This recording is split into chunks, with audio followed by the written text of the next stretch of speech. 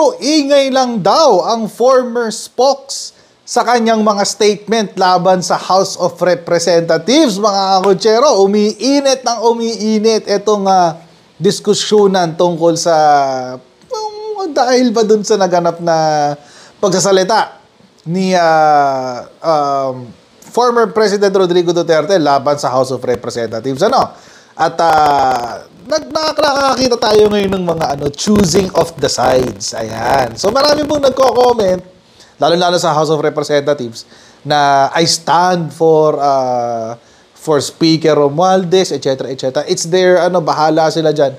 Mga kutsero, kasi alam nyo naman, mga kutsero, sa loob po ng Kongreso, and this is very, very important, na dapat maintindihan po nating lahat. Lalong-lalo na sa Kamara de Representante. Ito po ay isang collegial body. Ibig sabihin, ito po ay pagsama-sama ng napakaraming tao. At sila po ay nagbobotohan sa mga gustong mga batas na maipasa, etc., etc. Ngayon po, importante po na maglabas sila ng mga ganitong klaseng statements, yung statement of solidarity, etc., etc. Bakit? Para to gain favor sa loob mismo ng Kongreso, para magkaroon sila ng pabor sa mga kapwa nila kongresista. It doesn't necessarily mean na yun talaga ang pinapaniwalaan nila. Hindi yun ibig sabihin na porke may mga statement sila na I stand, ibig sabihin tumatayo talaga sila.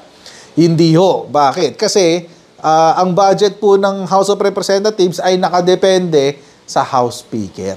Kaya mga kutsero, practically yung mga statement nila na I stand with whatever, it's practically irrelevant. Sa Tagalog, walang kwenta. Dahil nga ganyan ang sistema. Pero nauuso yan ngayon sa House of Representatives dahil nga feeling ng Congress ng Kongreso, but actually nakakatawa lang na nag-react yung buong House of Representatives pero ang tinira lang naman ay isa. Isa lang naman. Si Speaker Romualdez. Ayan. Siya lang naman ang tinira, pero nag-react ang buong Kongreso.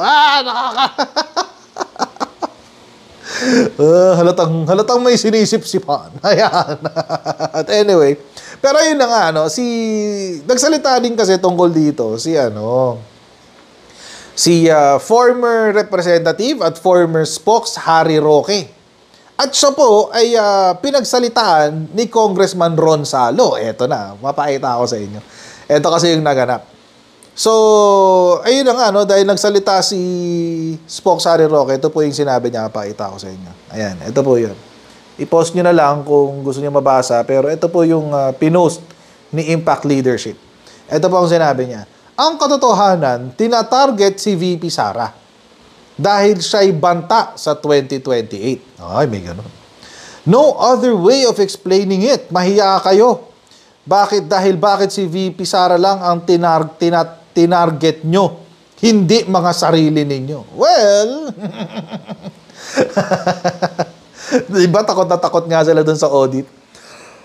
Nung nagtawag ng audit, biglang, nag-react silang lahat. Sabi, bakit ganyan? Inaatake ang Kongreso dahil nagre-request ng de-demand silang lahat ng audit. Biglang ganon. Huwag na pong kalimutan, mga kotsero. 4.9 billion pesos. Billion with a B.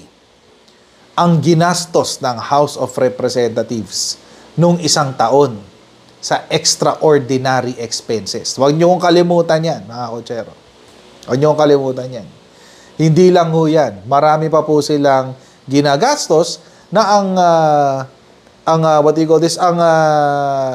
kailangan lamang bilang patunay ng audit ay pirma ng kongresista. Di ba? Tindi, di ba? At kailangan lamang magbigay ng resibo kapag lumampas doon sa naka-allocate na budget. Nasa yan? Nasa rules yan ng COA. Ng GAA, huwag niyong kalimutan, nandoon yan. May ginawa na akong video dyan a few days ago, so panoorin nyo na lang kung makikita nyo. Pero yun nga, sinabi yun ni Spokes Harry Roque, nagsalita si Representative Kong Salo. Ayan, si Kong Salo ng Kabayan Party List. Actually, nakasama na natin to isang beses sa SMNI. Itong si Kong Ronsalo, no? Sinabi niya, Harry Roque's allegations are not only unfounded, but profoundly hypocritical, especially in light of his past membership in the very institution he now criticizes. Ang ipokrito daw ni Spokes Harry Roque, ang sabi ni Kong Ronsalo. Dati kang kasama namin Dati kang kasama namin, tapos ngayon, sasabihin mo, corrupt kami. Ay, parang gano'n ang pinapalabas niya. Ang sabi niya, Roque's inflammatory statements appear to be more of a publicity stunt. Perhaps he wants to relish his days when he was still presidential spokesperson and the center of media attention. Yun. Nakakatawa lang mga kotsero kung paano rumisponde yung mga ilang miyembro ng House of Representatives dito sa issue ng audit. Nakakatawa talaga. It's either they are defensive or nilalait nila yung mga pumupuna. Pansinin niyo yan. For example, si Kong Ronsalo. I have nothing against the guy, but I just disagree dito po sa statement na sinabi niya. I don't necessarily agree doon sa sinabi rin ni Spokes Harry Roque. Hindi ako uma-agree sa sinabi niya. Pero, ang akin, bakit nung nabanggit yung audit, gigil na gigil itong House of Representatives? Bakit kayo ganyan? Ba't parang natakot kayo bigla nung biglang nagbanggita ng audit, ng labasan ng audit? Di ba? Parang mayroon something. Hindi ko sigurado kung meron, pero parang may something. Okay? Ngayon, mga kotsero, bakit po natin diniscuss yan? Kasi, nakisawsaw dito si OG Diaz. Ayan. Ito. Nakisawsaw si OG Diaz dyan. Pakita ko sa inyo. Yung title na lang. Ayan. Ayan yung title. Sabi niya, gawa, hindi salita, sinabi ni OG Diaz. Kasi, shinare niya yan Ito, pakita ko sa inyo. Yung shinare ni OG. Ito yung shinare ni OG sa Twitter. Ayan, tapos yung share niya, ito, yung pinost ni Impact Leadership. Ayan, si OG Diaz yan. Sabi ni OG Diaz, ganito, binalita ito ng politiko, sabi, host and talent manager OG Diaz suspects former presidential spokesperson Harry Roque is trying to court publicity by commenting on buzzworthy issues every chance he gets. Sabi niya. Sa kanyang post daw, na ito nga sa X, no? Tuesday, October 17, sinabi ni OG na, ito sinabi niya.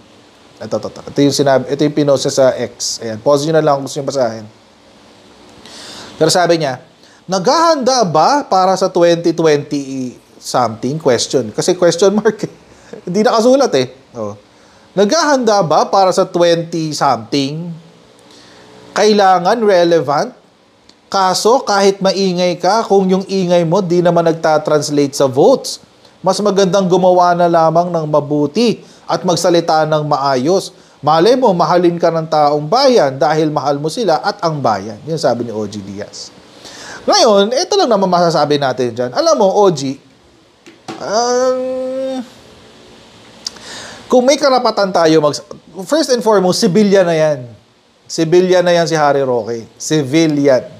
Ibig sabihin, yung karapatan niya at karapatan natin ay pareho na lang. So, kung may karapatan si former spokes Harry Roque na sabihin yung mga sinasabi niya, may karapatan din tayong sabihin yung mga sinasabi niya. Tulad mo, ikaw, nakapagsalita ka ng ganito, di ba? Karapatan mo yan. Di ba? Walang pipigil sa iyo dyan. Ganon din, dun sa kabila. Kung gusto ni Spokes na, ni former Spokes na magsalita ng ganyan, sino ka para awatin siya? Hayaan mo siya. Kung magka-crash and burn siya, kung susunugin niya ang pagkataon niya para dyan, bahala siya. Di ba? Hindi naman ikaw yung gustong tumakbo Bakit ikaw ba may gusto ka rin tumakbo, OG Diaz? Ikaw rin naman sumasaw-saw ka sa napakaraming issue. Pero may naano ka ba? Nire-rebat ka ba ng kung sino-sino? Di ba hindi? Ganun lang yun. Tulad yan, ako, nire-rebat kita, natural. Kasi, nag-post ka ng ganito, may karapatan din kami na mag-post tungkol sa'yo. Ganun lang kasimple yun. Ngayon, Speaking of maingay, si Spokes Harry Roque lang ba ang nag-iingay? Kasi mga kotsero, hindi po ito eksklusibo sa mga dating miyembro ng administrasyon. Ito rin po, itong pag-iingay na to, ginagawa na actually, mas madalas pa itong gawin ng mga kakamping. O, nitong nakaraan lang. Ano nangyari? Kahapon lang. Si Risa Ontiveros, nag-iingay dyan sa EDSA, nagpakalat ng billboard niya. Doon sa electronic billboard. Hindi ba pag-iingay yun, OG Diaz? Hindi ba pag-iingay yun? Etong isa, na feeling ko may kagustuhan din tumakbo. Sisitahin mo ba to? Wala na raw dahilan para ma-delay pa ang investigasyon ng ICC tungkol sa mga patayan sa bansa, partikular sa war on drugs. Ayon kay dating Senador Antonio Trillanes, may yan, yung kahapon, pinag-usapan natin yan. Sa ICC. Nasa frontline ng balitang yan, si Elaine Fulgencio. Pagka dumating na sa punto na hindi kaya, open and shut case. Ganyan inilarawan ni dating Senator Antonio Trillanes IV ang pananagutan ni dating Pangulong Rodrigo Duterte sa madugong war on drugs ng kanyang administrasyon. Lalo pat mismong ang dating Pangulo na rin ang umaming sangkot siya sa mga patayan noon pa mang alkalde pa lang siya ng Davao City. Sa panayam sa SMNI noong October 10, sinabi ni Duterte na ginamit niyang intelligence funds nung alkalde pa siya para pondohan ang mga extrajudicial killings sa lungsod.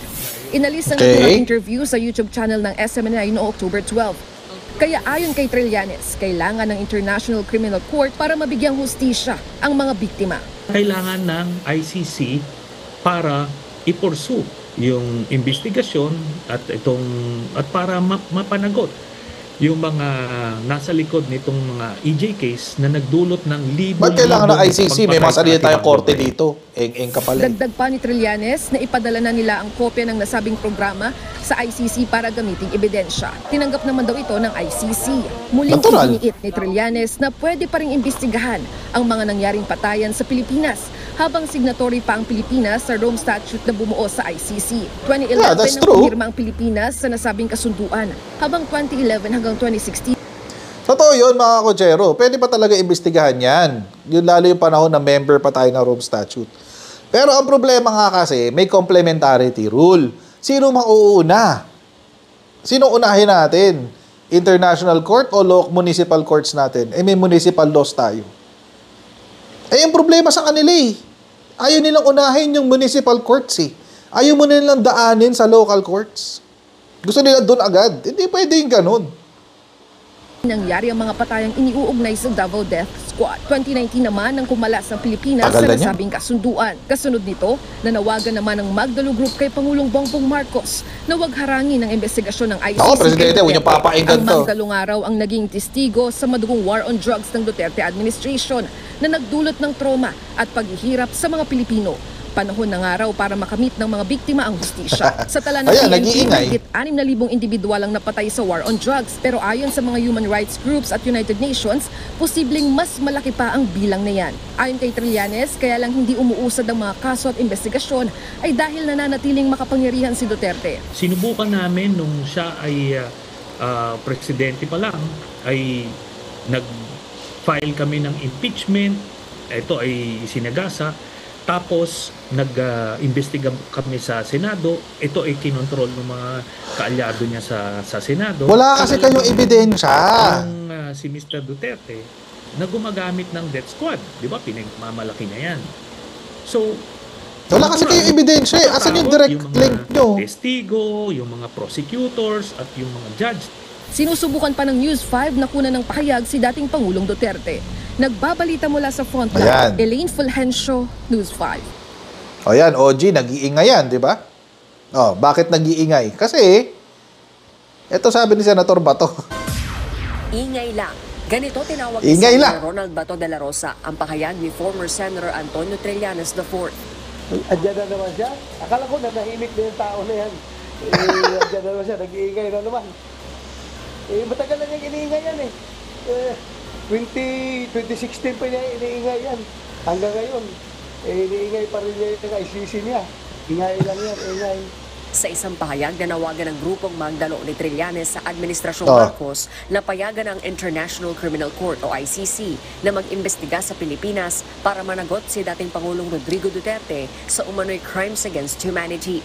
Kasunod ito ng anyay public admission ng dating Pangulo na ginamit ito ang intelligence funds para magsagawa ng extrajudicial killings noong alkalde pa lamang siya ng Yan yung Davao. allegations. Sa isang post sa social media platform na X, sinabi ni Trillanes na isinumite na nila sa ICC ang naturang video.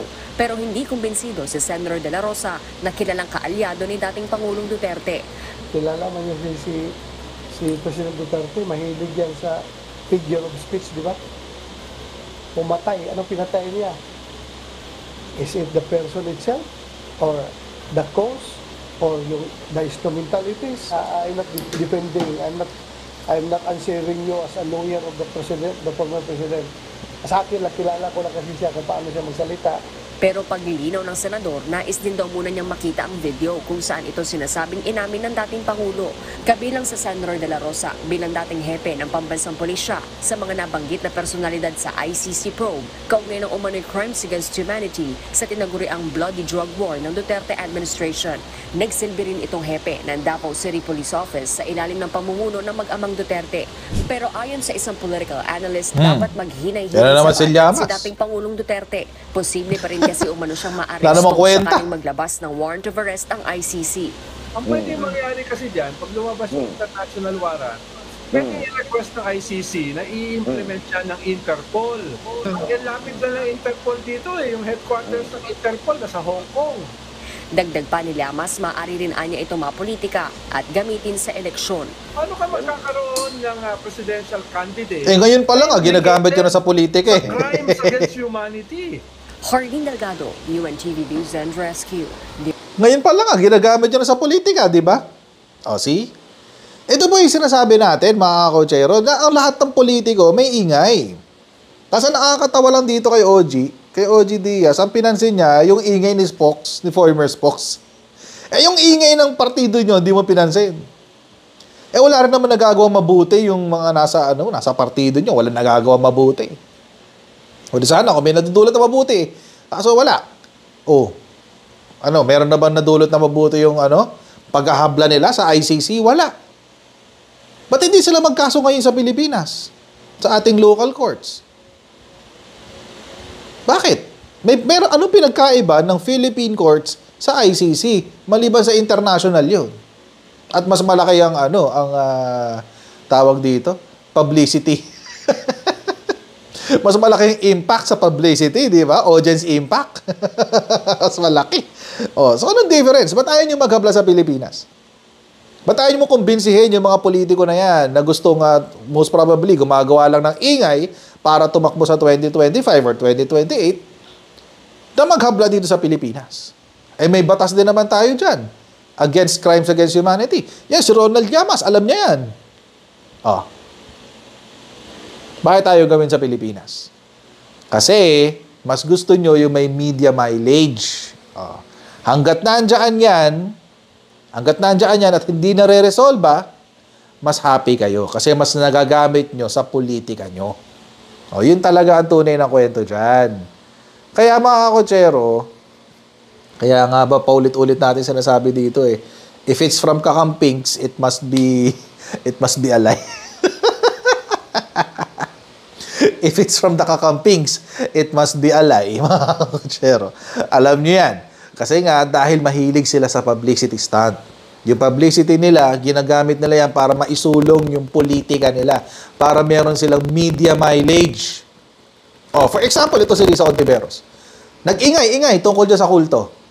Sumama ba siya dun sa ocular inspection sa Socorro? Hindi. Nagpaiwan siya dito. Anong ginawa niya? Change topic. West Philippine Sea naman. Ganun. Ang tamad, di ba? Basta pag bida-bida, tas komportable, sige, bira. Pero kapag tulad niyan, nagpunta na si Bato de la Rosa sa Socorro, sumama ba si Risa Ontiveros? Hindi. O si dadahilan niya, hindi naman ako yung committee chairman niyan Ganun.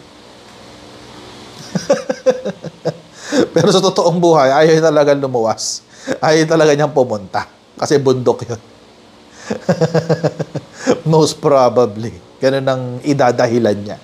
But anyway, so, again, mga kakotsero, ingat po tayo sa mga naririnig natin, sa mga sinasabi ng mga celebrities tulad ni OG Diaz, at I hope na mas magiging